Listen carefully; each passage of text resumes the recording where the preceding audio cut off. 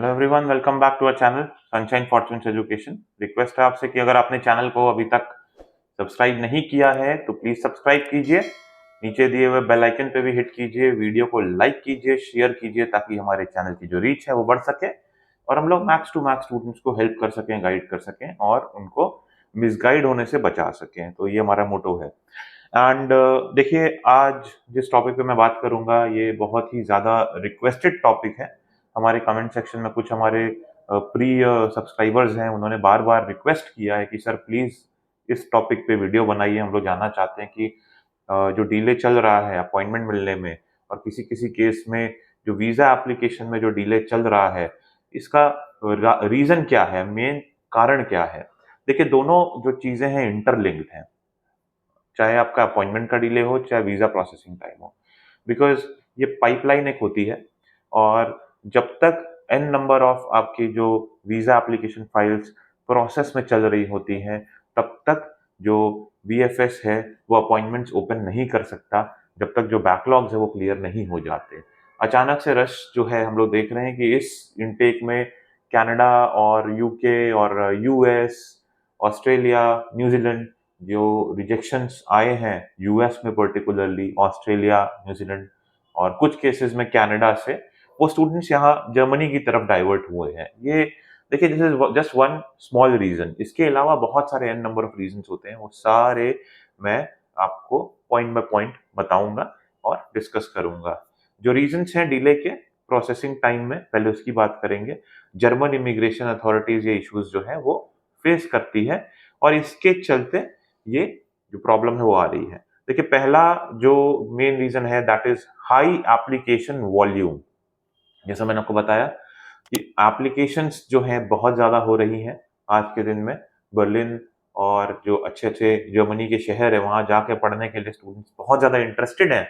तो इस चलते एप्लीकेशंस बहुत ज़्यादा हो रही हैं। एप्लीकेशन ज़्यादा होने के चलते जो इन प्रोग्रेस एप्लीकेशंस चल रही हैं एम्बेसी के पास, वीएफएस के पास, पहले वो जब तक डिसीजन उस पर नहीं देते तब तक न्यू एप्लीकेशंस को लेना नहीं चाहते, इसीलिए अपॉइंटमेंट्स में भी वेट लिस्ट चल रही है। इसके साथ साथ जो डिले का रीजन होता है वो डॉक्यूमेंट वेरिफिकेशन। अब अचानक से जब सर्च आता है तो जो एम्बेसी होती है किसी भी कंट्री की, चाहे जर्मनी की हो, यूएस, यूके, कनाडा, वो बहुत ज्यादा सस्पिशियस हो जाती है कि जो एप्लीकेशन आ रही है उसकी क्वालिटी क्या जेन्युइन है, कहीं कोई फेक डॉक्यूमेंट तो नहीं लगाया किसी ने। इसी चलते आप देखेंगे रिसेंट पास्ट में एपीएस का स्टेप भी इन्होंने लॉन्च किया।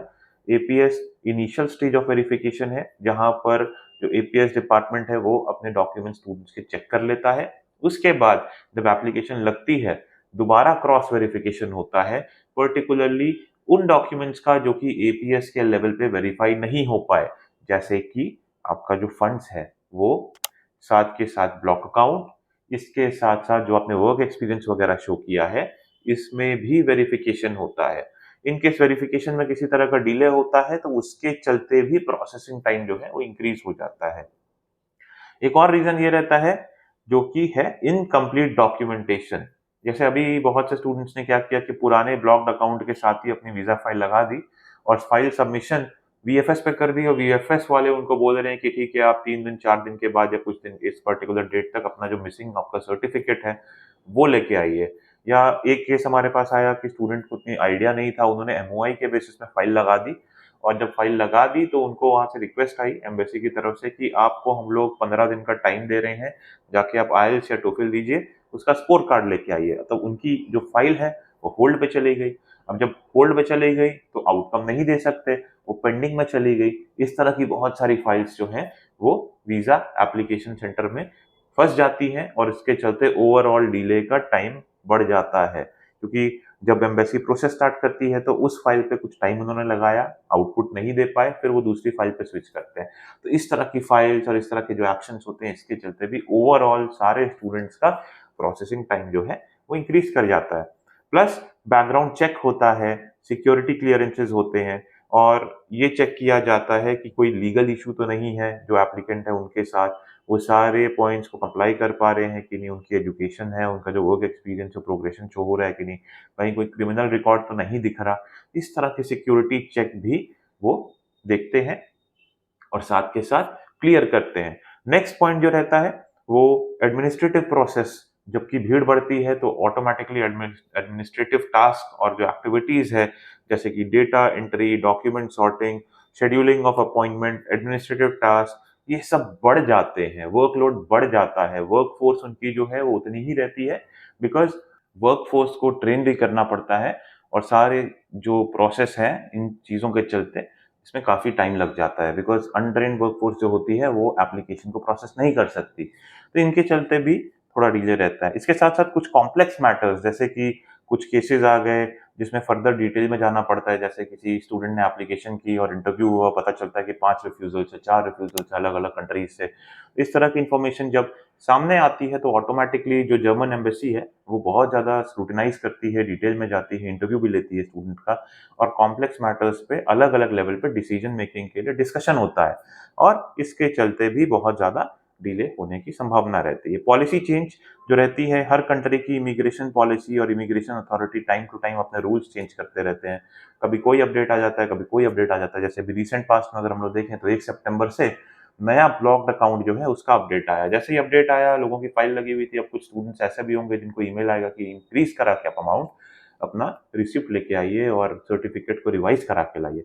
फर्दर इस तरह के एक्शन से भी डिले होने की चांसेस बहुत बढ़ जाते हैं। Last but not the least, resource allocation. Resource allocation में जैसे मैंने आपको बताया कि पहले भी कि जो एडमिनिस्ट्रेटिव प्रोसेस होता है उसको स्मूथली रन करने के लिए रिसोर्सेज चाहिए। अगर उनके पास टीम मेंबर्स का शॉर्टेज रहेगा और लेट्स से कि ट्रेन्ड टीम मेंबर नहीं है, तो जब वर्कलोड बढ़ता है, नंबर ऑफ फाइल्स बढ़ जाती हैं, तो प्रोसेसिंग टाइम बहुत ज़्यादा बढ़ जाता है। तो ये आप बोल सकते हैं कि ओवरऑल एम्बेसी जो जर्मनी की है इंडिया में, उनको नहीं पता होता कि कब कितनी एप्लीकेशंस आनी है, किस इनटेक में कैसा जो है स्टूडेंट्स की तरफ से एटीट्यूड आने वाला है, ट्रेंड आने वाला है, तो इस चलते वो लोग प्लान नहीं कर पाते। बट अगर ईयर ऑन ईयर ग्रोथ देख के चलते हैं तो फॉर श्योर नियर फ्यूचर में they will act upon it and these points will be taken care of. अब डायरेक्टली इनडायरेक्टली जब वीजा प्रोसेसिंग जो चल रही है उसमें डिले आता है तो ऑटोमेटिकली जो स्टूडेंट्स फर्दर एप्लीकेशन करना चाहते हैं उनको भी डिले फेस करना पड़ता है और वेट लिस्ट एक्टिवेट हो जाती है और वेट लिस्ट में लग के अपॉइंटमेंट का वेट करना पड़ता है। आई होप आपकी सारी क्वेरीज जो डिले और अपॉइंटमेंट के इशू से रिलेटेड है वो इस पर्टिकुलर वीडियो से सॉल्व हो रही होंगी।